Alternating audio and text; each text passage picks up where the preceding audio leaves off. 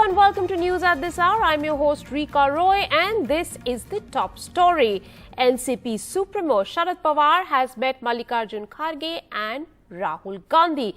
This is an attempt at forging opposition unity ahead of 2024 elections. All three say that they are united and will be talking to more opposition leaders very soon. Process चालू हुई है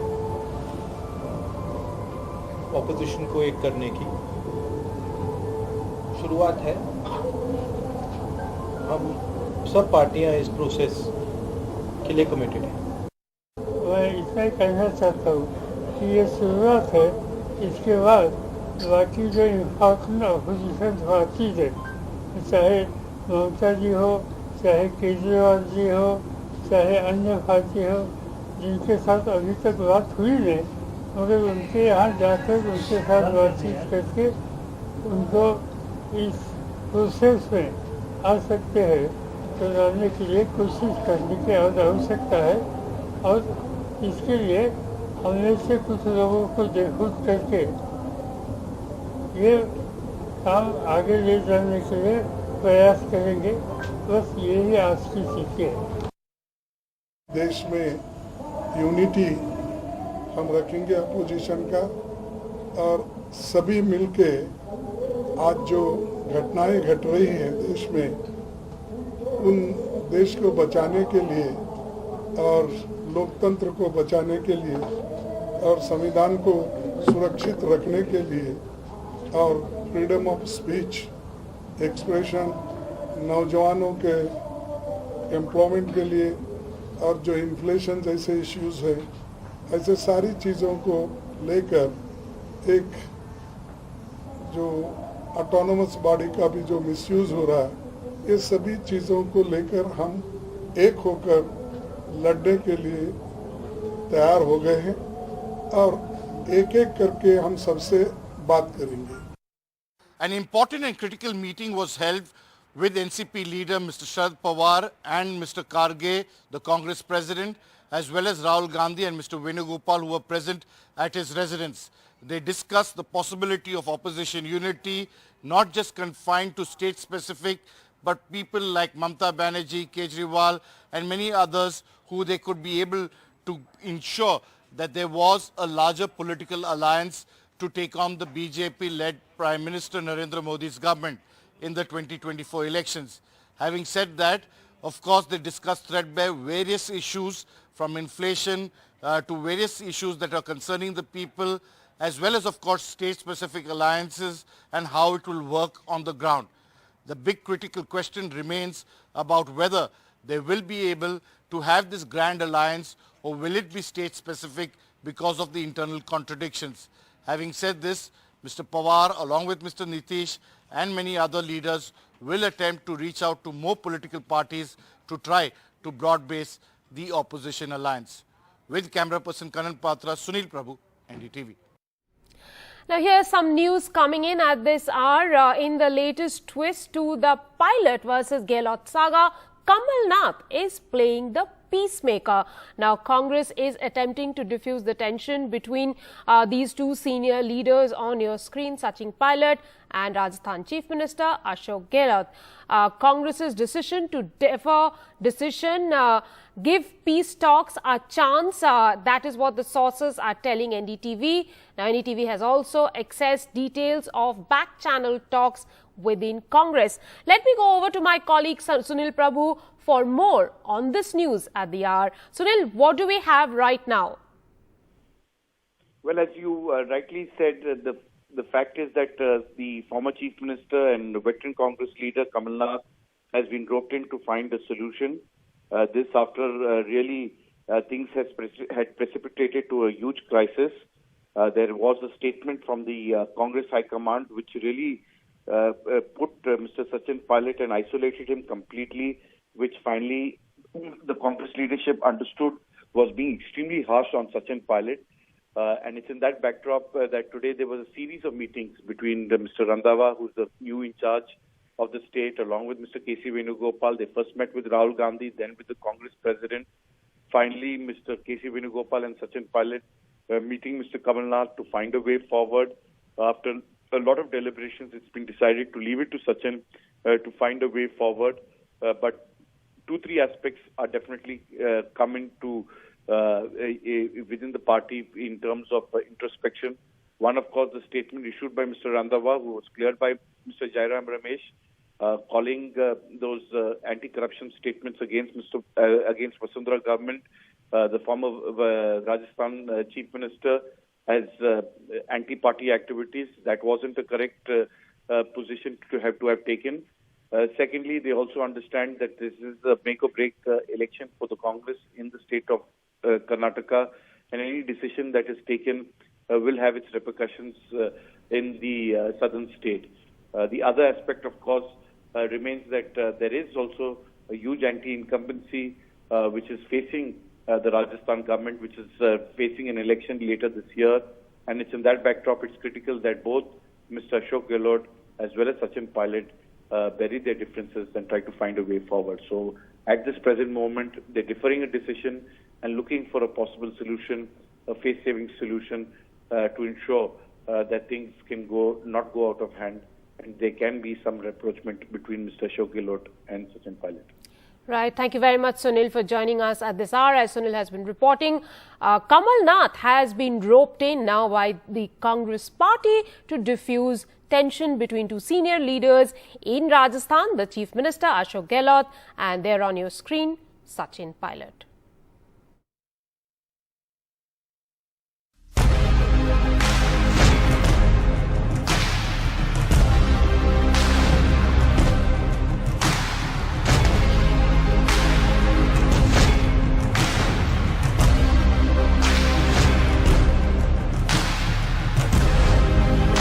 Uttar Pradesh fake encounter का उत्तर प्रदेश बन गया है। तुष्टीकरण की राजनीति से समाजवादी पार्टी समाप्तवादी पार्टी बन रही है।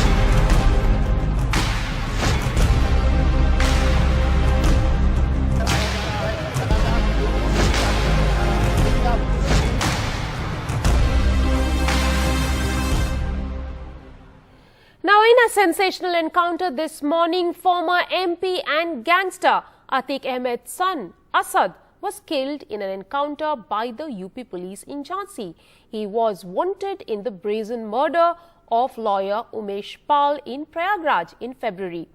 While the BJP has called Asad's encounter justice, the SP has called it fake encounter, and AIM questioned this form of instant justice, saying such steps make a mockery of the judicial system. Have a look. Asad Ahmed, the son of one of Uttar Pradesh's most dreaded gangsters, former MP Atiq Ahmed, shot dead by the UP police in an encounter in Jhansi on the Madhya Pradesh border. 49 days after a sensational daylight murder in Uttar Pradesh's Prayagraj, in which Asad was one of the shooters. A second shooter in the Prayagraj case, Ghulam, was also killed in the Jhansi encounter. The UP police said Asad had fled to Lucknow after the February shootout in Prayagraj and that he changed multiple locations before trying to flee to Madhya Pradesh via Jhansi.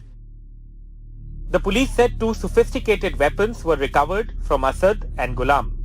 सरकार शुरू से ही zero tolerance की नीति ऐसे माफियाओं और दुर्दांत अपराधियों के प्रति एक विशेष अभियान छेड़ रखा है, जिसके बहुत ही सार्थक परिणाम आए हैं, जिससे आप सभी अवगत हैं। The encounter took place on a day Atiq Ahmed was produced before a Prayagraj court by the UP police. The gangster was brought to UP from a jail in Gujarat, 1300 kilometers away, by road by the UP police. The February murder of Umesh Pal in Prayagraj had put the spotlight back on Atiq Ahmed, a gangster cum politician with over 100 cases against him, including murder. तमाशा बनाते हैं आप लोग। Bahujan Samaj party से आपकी दोस्ती है, इसलिए Bahujan Samaj party का नाम नहीं ले रहे आप। हम भी एक तरफ अपराधियों को प्रश्रय देंगे। The Prayagraj shootout in February had led to a major political slugfest between ex-Chief Minister Akhilesh Yadav and the current CM Yogi Adityanath. The politics was back on centre stage after the encounter. Uttar Pradesh fake encounter का उत्तर प्रदेश बन गया है। उत्तर प्रदेश में fake encounter हैं। अधिकारी अपनी कुर्सी बचाने के लिए, अधिकारी अपना सब कुछ दांव पे रख करके सरकार के दबाव में ये घटनाएं कर रहे हैं। एसटीएफ का कोई भी encounter, it has never been called to question. Akhilesh Yadav tweeted saying the encounter was fake. The BJP hit back. तुष्टिकरण की राजनीति से समाजवादी पार्टी समाप्तवादी पार्टी बन रही है। The UP government says there have been 10,000 plus encounters in Yogi Adityanath's tenure as UP Chief Minister between 2017 to 2023. 183 people have been shot dead in these encounters by the police and 13 cops have also died. The BJP has used encounters in the Yogi government's rule as a major campaign plank in elections, while the opposition has questioned what it calls the trigger-happy methods of the UP police under Mr. Adityanath. With Himanshu Sharma, Ajay Singh and Rajesh Gupta, Alok Pandey, NDTV. Now, just days ahead of Karnataka election, a legal setback with political ramifications for the Bommai government. The government's decision of scrapping the 4% quota for Muslims in the state has been put on hold till the 18th of April. The Karnataka government has assured the Supreme Court that no admissions or appointments would be made in pursuance of the government order scrapping the 4% OBC reservation. This was after a bench comprising Justices K.M. Joseph and B.V. Nagaratna suggested that the basis of the decision to scrap the quota was flawed.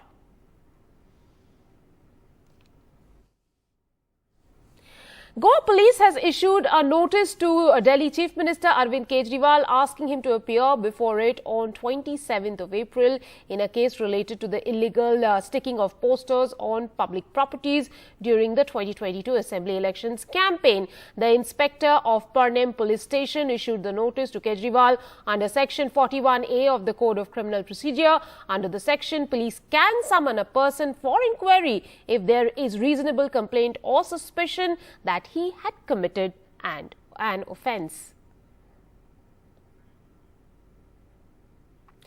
While a public show of anger by aspirants denied tickets continue to plague the BJP in Karnataka, with 18 sitting MLAs denied tickets, the Congress seems to be struggling too to put out its third list, doing a tough balancing act between supporters of two competing leaders.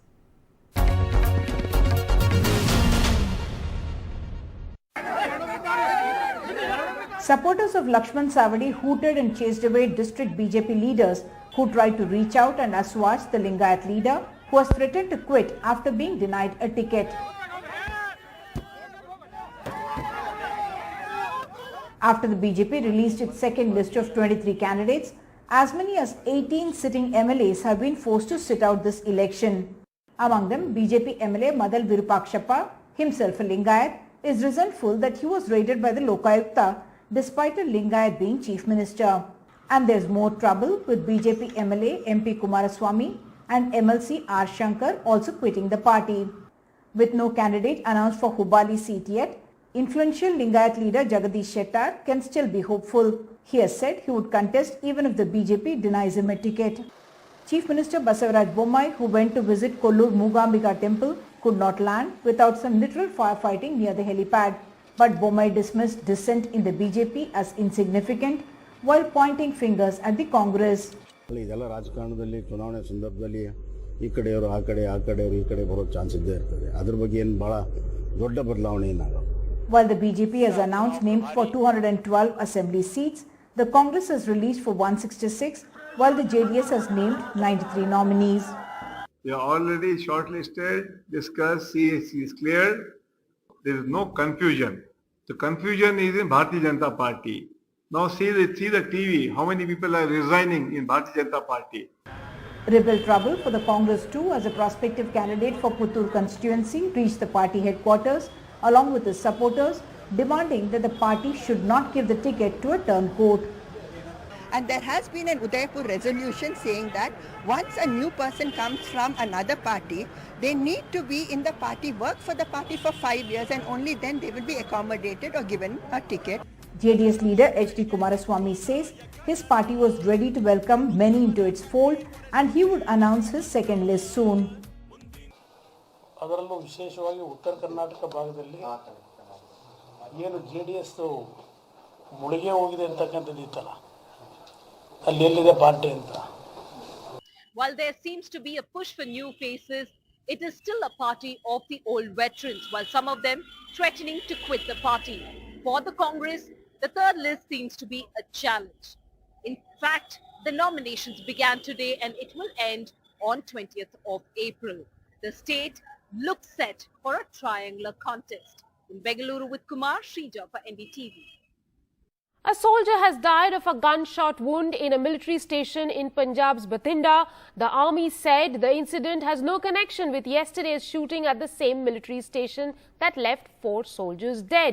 On Wednesday morning, 4 soldiers from the artillery unit were killed in an incident of firing inside the military station, but no one has been apprehended yet for the killings.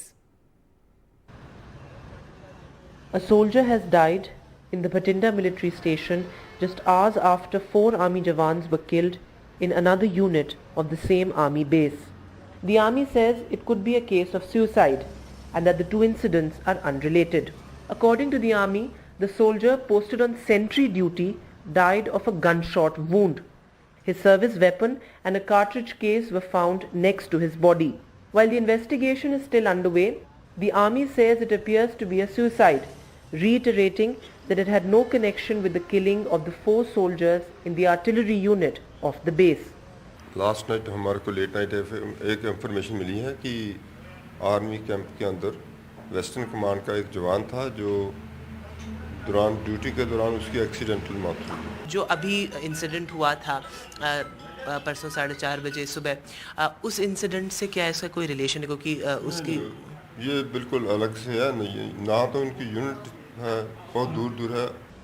But more than 2 days and counting, the masked suspects who killed the 4 army jawans at 4:30 a.m. on Wednesday morning in the sensitive and strategically important military station have still not been traced. In their joint investigation, the police and the army have recovered the INSAS assault rifle that the attackers used. The big question now, is it the same rifle that went missing from the military station a few days ago? The big question, was this an act of fratricide when the suspects shot dead fellow soldiers, or was this an attack orchestrated from outside the army base? So search and combing operation army ਦਾ ਚੱਲਦਾ ਪਿਆ ਸੀ. ਇਹ ਅਸੀਂ army ਦੀ ਜਿਹੜੀ team ਸੀਗੀਆਂ ਉਹਨਾਂ ਦੇ ਨਾਲ ਸਾਡੀ ਜਿਹੜੀ ਇਨਵੈਸਟੀਗੇਟਿੰਗ ਟੀਮ ਸੀਗੀਆਂ ਉਹਨਾਂ ਨੇ ਮੌਕੇ ਦਾ ਮੁਲਾਇਜ਼ਾ ਕੀਤਾ. ਬਾਕੀ ਸਾਡੀ ਫੋਰੈਂਸਿਕਸ ਦੀ ਟੀਮ, ਡੌਗ ਸਕੁਐਡ ਵਗੈਰਾ ਨੇ ਮੌਕੇ ਦੀ ਵਿਜ਼ਿਟ ਕੀਤੀ ਤੇ ਉਹਦੇ ਬਾਅਦ ਤਫਤੀਸ਼ ਦੇ ਦੌਰਾਨ ਸਾਨੂੰ ਜਿਹੜਾ ਹੈਗਾ ਇਹ ਵੈਪਨ ਆਫ ਆਫੈਂਸ ਜਿਹੜਾ ਹੈਗਾ ਉਹ ਮਿਲ ਗਿਆ ਹੈਗਾ ਔਰ ਇਹ ਵੈਪਨ ਉਹੀ ਦੱਸਿਆ ਜਿਹੜਾ ਪਹਿਲਾ ਵੈਪਨ ਮਿਸਿੰਗ ਵੀ ਹੋਇਆ ਸੀਗਾ army the. Even though the police have ruled out the possibility of a terror attack, larger questions still persist. Was it a fratricidal incident? If it was an outside attack, questions now on the security of this military base. How did the weapons go missing? For now, it's been more than 2 days and 4 jawans, all in their mid-20s, lost their lives in an extremely brutal killing. And those who were behind the act have still not been arrested. With Vishnu Shom in Delhi, in Bathinda, with camera person Sushil Rathi, Vedant for NDTV. Prime Minister has spoken to British Prime Minister Rishi Sunak. He has raised issues of protests by pro-Khalistan activists at the Indian High Commission. He has also sought an update on fugitive economic offenders Nirav Modi, Lalit Modi. Though Nirav Modi, Lalit Modi and Malia were not specifically named.